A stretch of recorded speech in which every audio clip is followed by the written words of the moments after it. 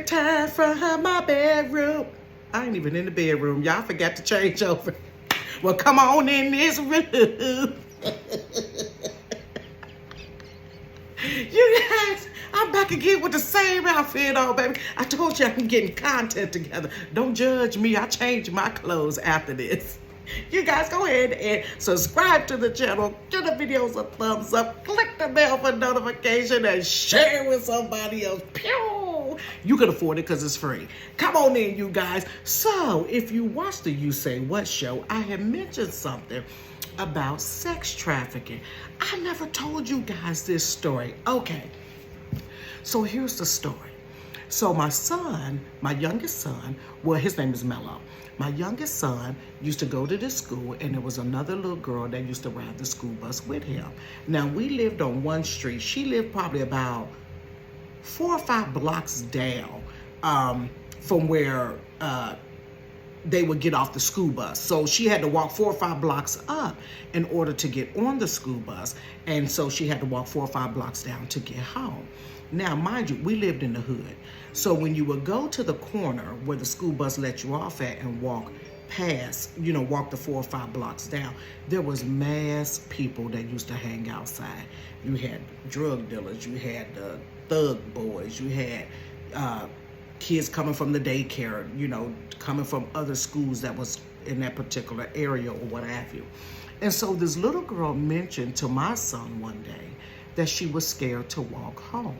So my son took it upon himself to walk her home every day, and then he would come home. I didn't notice it at first, you guys, until one day I was like, why is he getting home so late? Now the bus dropped him off, say the bus drops him off at 3:30. He wasn't getting home till probably about 4 o'clock. Now the corner that the bus dropped him on at was in the corner right by the complex for us. So the latest he should be getting in the house was not even 3:40 at the latest if the bus dropped him off on time. But I never said anything until one day I just happened to ask him. I thought maybe he went to the store or something, was going around the corner because there was a store around the corner. Maybe he was going to the corner, to get some candy or something or snacks and then coming in the house. But he had been doing it for about, I don't even know how long he was doing it, y'all, because I just really wasn't paying attention until this one day I paid attention to it. And he was like, I walk, and I don't know what the little girl name was. Let's say her name was Ariana. I walk Ariana home every day. And I was like, why are you walking her home?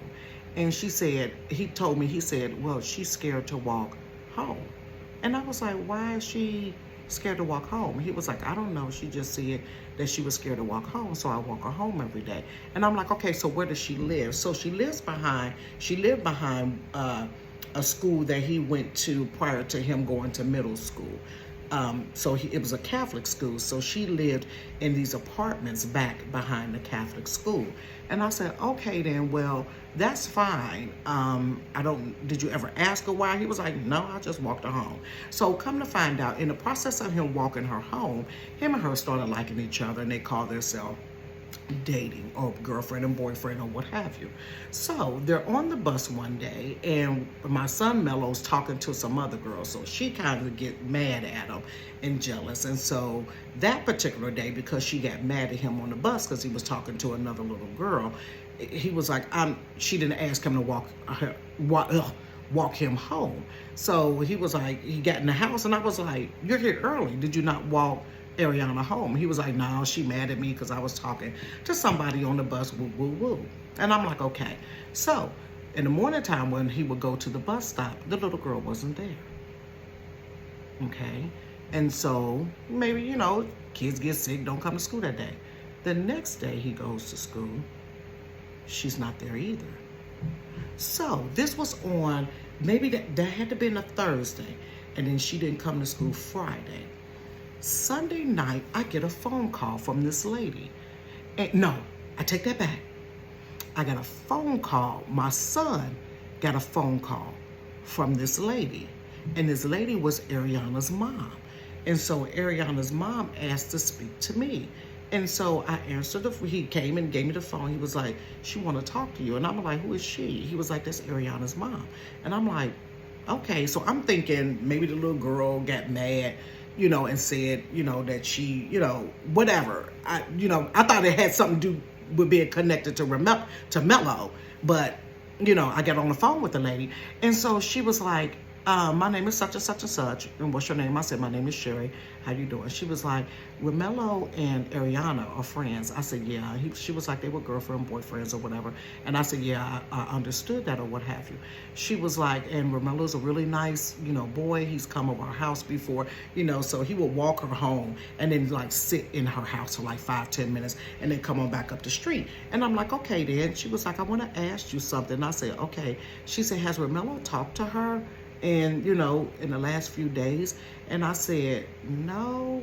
And she was like, I told her, I said, to be honest, he said she was upset with him because, she was upset with him because he was talking to another little girl on the bus. And so she said, yeah, she had talked to me, about that she was mad at Romelo. And I said, okay then. And she said, well, Romelo didn't walk her home on Thursday. And I said, yeah, that's because they were upset and she didn't ask him to walk her home. And she was like, she didn't come home. She said, please be honest with me. Has Romelo talked to her? And I said, okay, hold on a second. And I said, Mello, he had went upstairs. I said, come here. I said, be honest with me. Have you talked to Ariana? And he was like, no, I ain't talked to her. And I'm like, did she say anything? So the mom's talking in my ear because I got the phone to my ear so she could hear, that we're not playing no games. I don't know where this lady's child is.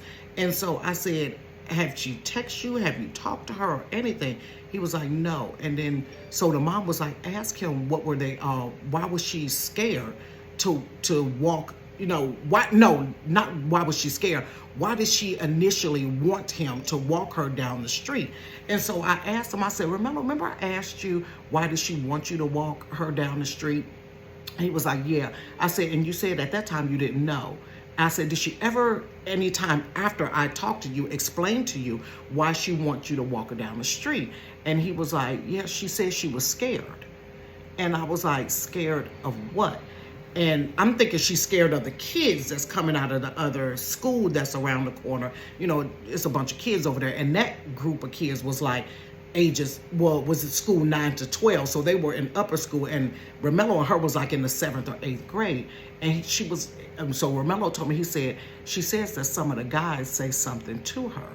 And I'm like, what, guys from the high school? He was like, no, some dudes that just hang out on the corner. And so the lady could hear him. And I said, what's going on? She said, she hasn't come home. I haven't seen her. And I'm like, she hasn't come home. You haven't seen her. She was like, no. And I'm like, did you call the police? She said, yeah, they're looking for her. She said, please let me know if you hear anything that's going on with her or what have you. And I said, I'll definitely let you know. And I said, so you contact the police. Is there a search party? Can I help you with something? I could talk to some of Romelo friends. I don't know what to do in this situation. And so come to find out, later on, they had the little girl on the news. After she was gone, I guess she was on the news initially, like the very next day. And because the girl was like a little autistic, they put it on the news like the very next day. So she went missing Thursday. And so Friday, they put it on the news. But I don't normally watch the news because it's too depressing. So I end up watching the news. And I saw her on there, 14-year-old little girl. And they had her picture and all that different stuff. And I said, Mello, she's missing. And so I began to probe him. And I was like, who were the dudes? Is it the high school dudes? And he was like, I think it's some of the grown dudes that stand around there on the corner.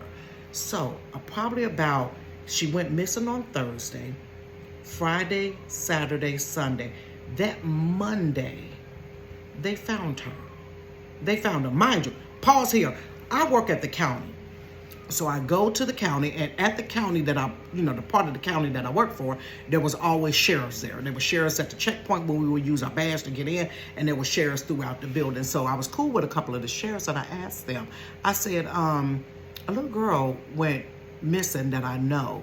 I said, we don't know where she went, but, she was scared of some guys that would say stuff to her on the corner. So he asked me where I lived, and I told him where I lived at, which was like Lynn and Liberty Street. I'm gonna put it out there, Lynn and Liberty Street. He said, oh shoot, that's a high sex traffic area. A high what? Now I knew it was high drug dealing, and stuff like that. I knew it was high in addicts, but not sexual. He said that's high for sex trafficking. He said sex trafficking in Cincinnati is so high, but they don't post it on the news. He said, I said, why is it so high? He said, because we live on the highway, which is 75 south or north. He said, you take 75 north, you can go all the way up to Detroit. You take 75 south, you can go all the way down to freaking Florida on one highway. He said, so they do a lot of trafficking here because you can put somebody in a car and take them far away and don't have to even get off or change over to another highway. And I'm like, are you serious? He was like, yeah. So they found a little girl. So the mama called me Monday night crying. She said, they found my daughter.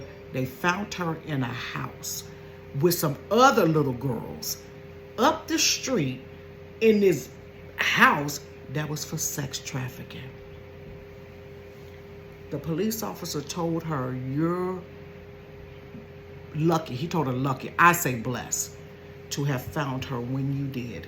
He said, because this is what they do the first night.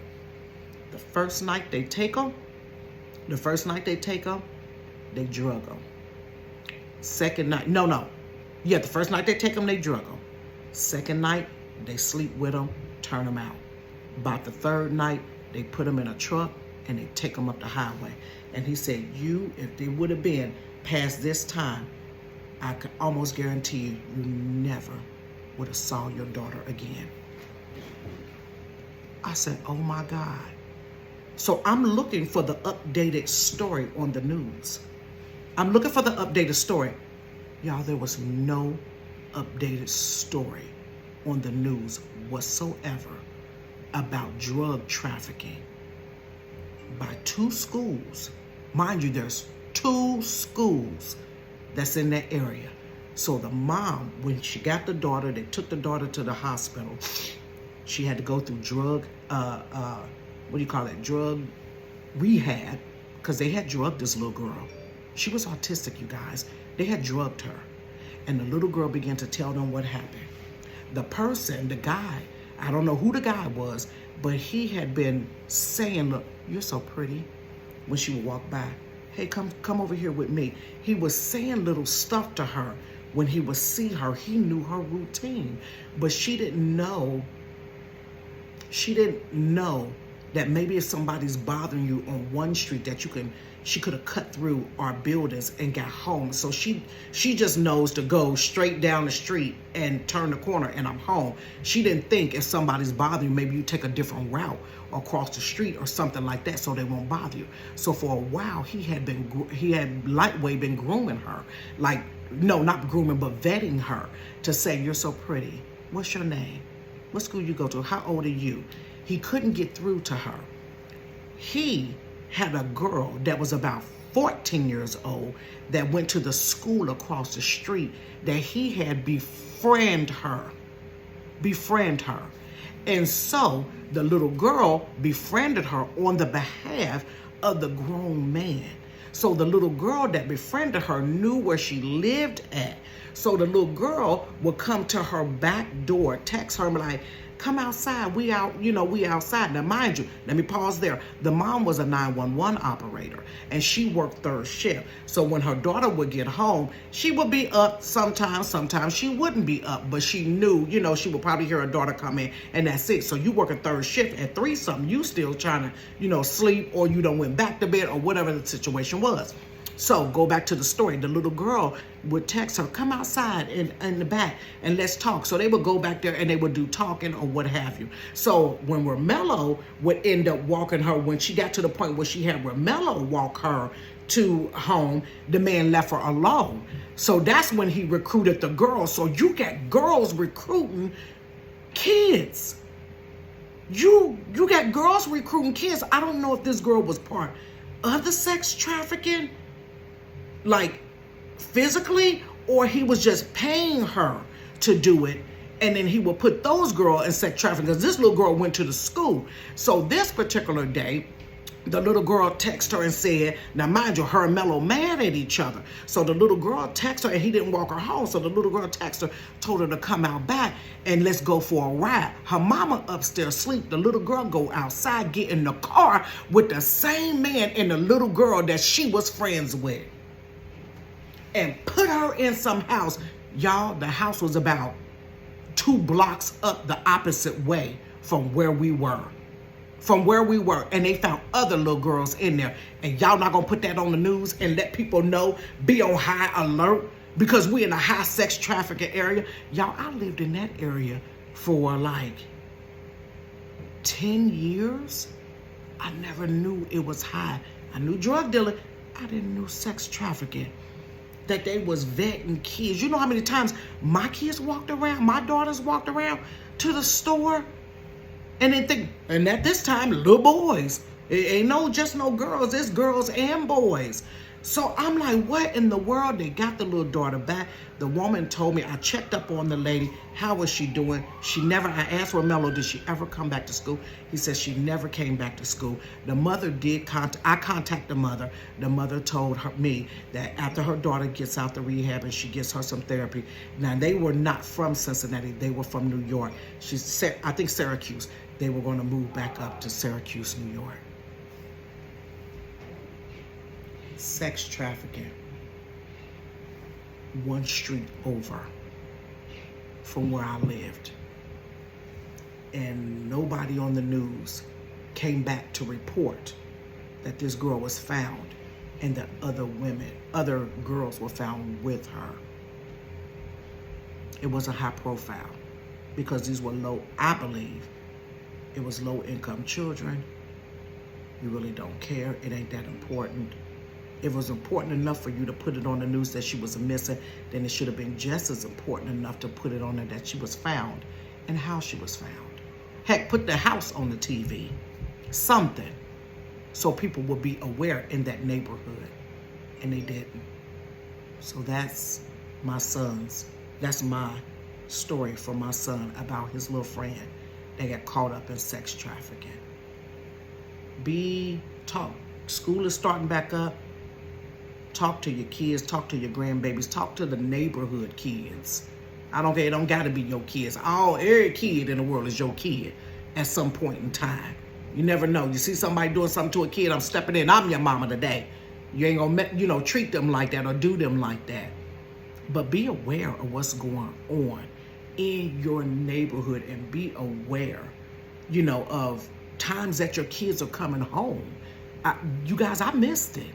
I didn't notice that he had been coming home like a whole half an hour late. I just didn't catch it until one day I caught it. So it's dangerous out here, you guys. Be prayerful. Pray for your kids. Pray for the neighborhood children. I don't have children in school at all, but I still pray for the neighborhood kids. And I pray for the schools that's in my area, that's in my community. You guys, you have a great day. Go ahead and subscribe to the channel. Click the bells for notification and give the video a thumbs up and spread awareness. Honey, after that, I was telling everybody. I was telling my neighbors. I was telling the people that was outside. Hey, y'all know around the corner we high for sex trafficking. I was letting them know. Don't talk to nobody when you go around the corner to the store, especially no grown man ain't got no business saying nothing to no 12, 10, 13, 14-year-old child, whether it's male or female, at all. Because you're vetting them to groom them to put them in sex trafficking. And we never heard from that little girl ever again. But thank God she is safe. And the other ones are safe as well. Have a great day, you guys. Peace.